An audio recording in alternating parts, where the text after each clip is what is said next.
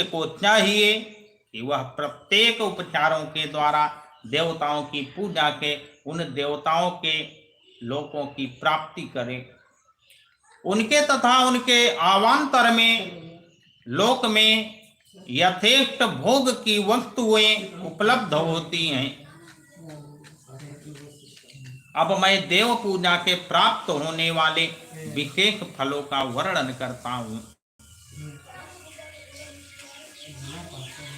श्रद्धा पूर्वक विघ्नराज गणेश की पूजा के भूलोक में उत्तम अभीष्ट वस्तु की प्राप्ति होती है।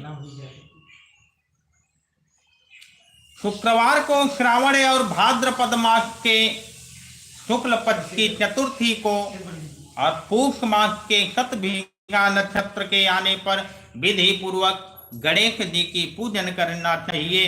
100 या सहस्त्र दिनों में 100 या सहस्त्र बार पूजा करें।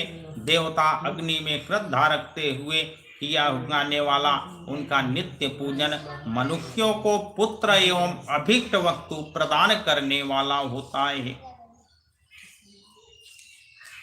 वह समस्त पापों का शमन दमन करके भिन्न भिन्न दुष्कर्मों का विनाश करने वाला, विभिन्न वारों में की हुई भगवान शंभू बाबा के पूजन के आदि की पूजा आत्मशुद्धि को प्रदान करने वाली समझनी चाहिए। वार या दिन तिथि नक्षत्र योग के आधार पर समस्त कामनाओं को देने वाला तथा उसमें वृद्धि कराने वाला, वृद्धि को देने वाला कभी क्षय नहीं होता, इसलिए उसे पूर्ण ब्रह्म स्वरूप मानना चाहिए। सूर्योदय काल से लेकर सूर्योदय काल आने तक एक वार की स्थिति मानी गई है और जो ब्राह्मण आदि सभी वर्णों के कर्मों के आधार हैं, विहित तिथि के पूर्व भाग में की गई देव पूजा मनुष्यों को पूर्ण भोग तथा मोक्ष प्रदान करने वाली कही गई है। यदि मध्याह्न के बाद तिथि का आरंभ होता है तो रात्रि युक्त तिथि का पूर्व भाग पितरों के श्राद्धादि कर्म के लिए उत्तम बताया जाता है। ऐसी तिथि का प्रभाग ही दिन के युक्त होता है, अतः वही देव कर्म के लिए प्रशस्त माना गया है। यदि मध्याह्न काल तक तिथि रहे तो उदय व्यापिनी तिथि को ही देव कार्य में ग्रहण करना चाहिए। इसी तरह शुभ तिथि एवं नक्षत्र आदि के देव कार्य में ग्राह्य होते हैं। वेदों में पूजा शब्द के अर्थ की इस प्रकार की योजना बनाई गई है।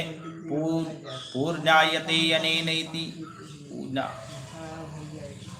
यह पूजा शब्द की व्युत्पत्ति है।